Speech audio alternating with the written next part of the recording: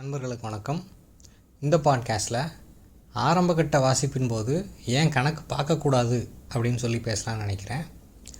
ஒரு படத்தில் சசிகுமார் சொல்லுவார், வடை வாங்கின பேப்பராக இருந்தாலும் அதில் உள்ளதை படிச்சுட்டு தான் கீழே போடுவேன் அப்படின்னு சொல்லிட்டு.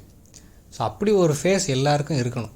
அது நீங்கள் 30 வயசு தாண்டினதுக்கப்புறம் அதை பண்ணுறீங்க அப்படின்னா அது ஒரு 1 or 2 இயர்ஸில் அது முடிவுக்கு வந்துடும். நீங்கள் 8-10 வயசுலேருந்தே ஆரம்பிச்சிருக்கீங்க அப்படின்னா ஒரு 25 வயசு வரும்போது அது முடிவுக்கு வந்துடும் அப்படின்னு சொல்லி எதிர்பார்க்கலாம். அப்போ கண்டதையும் வாசிக்கணுமான்னு சொல்லி கேட்டால் அது தடுக்க முடியாது. அந்த பழக்கம் சின்ன வயசுலேயே உங்களுக்கு உருவாகிருக்கு அப்படின்னா செய்தித்தாள படிப்பதோ இல்லை ஆனந்த விகடன், குமுதம் மாதிரி விஷயங்களை படிக்கிறதோ இல்லை கையில் கிடைக்கக்கூடிய சிக்கக்கூடிய அத்தனை புத்தகங்களை வாசிக்கிறதோ எல்லாமே எதுவும் வீண் போகாது. இது எல்லாமே ப்ராக்டிஸ் தான். இப்போ நீங்கள் உதாரணத்துக்கு நீங்கள் ஜிம்முக்கு போகிறீங்கன்னு வச்சுக்கிடுவோம். நீங்கள் 6 பேக் வைக்கணும்னு முயற்சி பண்ணுறீங்க. எக்ஸாக்டாக எந்த செட் ஆஃப் ஆப்ஸ் செய்யும்போது, எத்தனை செட் ஆஃப் ஆப்ஸ் செய்யும்போது உங்களுக்கு 6 பேக் வந்துச்சுன்னு சொல்ல முடியுமா? அப்போ அதுக்கு முன்னாடி செஞ்சதெல்லாம் வேஸ்ட்டா, இல்லை அதுக்கு பிறகு செய்ய போகிறதெல்லாம் வேஸ்ட்டா? அப்படி இல்லை இல்லையா?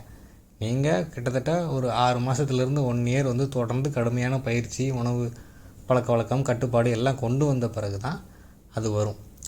அதே மாதிரி தான் இந்த வாசிப்பை பொறுத்த வரைக்கும் நீங்கள் வாசித்து தான் நீங்கள் வளர முடியும்.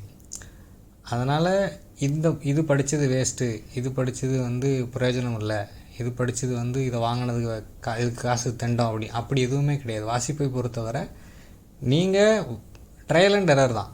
நீங்கள் தான் தொடர்ந்து முயற்சி பண்ணுறீங்க. ஒரு குழந்தை கீழே விழுந்து எழுந்திரிச்சு நடக்கிற மாதிரி தான். அப்போ நீங்கள் உங்கள் கைக்கு கிடைக்கக்கூடிய புத்தகங்களை படிக்கிறீங்க, இல்லை யாரோ ரெக்கமெண்ட் பண்ணக்கூடியதை வாங்கி படிக்கிறீங்க. இப்போ உங்களுக்குன்னு ஒரு பாயிண்ட் ஆஃப் வியூ எமர்ஜ் ஆகி வர்ற வரை, உங்களுக்குன்னு ஒரு டேஸ்ட் உருவாகி வர்ற வரைக்கும் நீங்கள் கையில் சிக்கும் அத்தனையும் படிக்கத்தான் செய்யணும். ஆனால் ஒரு ரூல் என்ன வச்சுக்கிடலாம் அப்படின்னா, நான் ஹார்டு காப்பியாக தான் படிப்பேன்.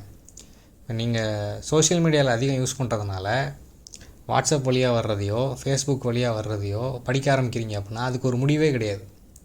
நீங்கள் புத்தகமாக படிப்பேன், பத்திரிகையாக படிப்பேன் அப்படின்னு முடிவு பண்ணிட்டீங்க அப்படின்னா நீங்கள் இந்த வாசிப்பிலிருந்து உங்களை விடுதலை செஞ்சுக்கலாம். இந்த ஆன்லைன் வாட்ஸ்அப் பல்கலைக்கழகம் மற்றும் ஃபேஸ்புக்கு பல்கலைக்கழகத்திலிருந்து உங்களுக்கு விடுதலை கிடச்சிரும். நீங்கள் இப்படி செய்தித்தாள்கள், புத்தகங்கள், வார இதழ்கள், மாத இதழ்கள் இதில் படிக்கிறதுல கணக்கு பார்க்கவே வேண்டாம். முதல் 2-3 வருடங்களுக்கு, எத்தனை வயசில் ஆரம்பித்தாலும், நீங்கள் சின்ன வயசுலேருந்தே படிச்சுட்ருக்கீங்க அப்படின்னா இது உங்களுக்கு ஒரு அவேர்னஸாக இருக்கலாம், ஐ ஓப்பனிங்காக இருக்கலாம். இனிமேல் தான் ஆரம்பிக்க போகிறீங்க அப்படின்னா ஒரு 2-3 வருஷத்துக்கு கணக்கு பார்க்காமல் படிக்கணும்.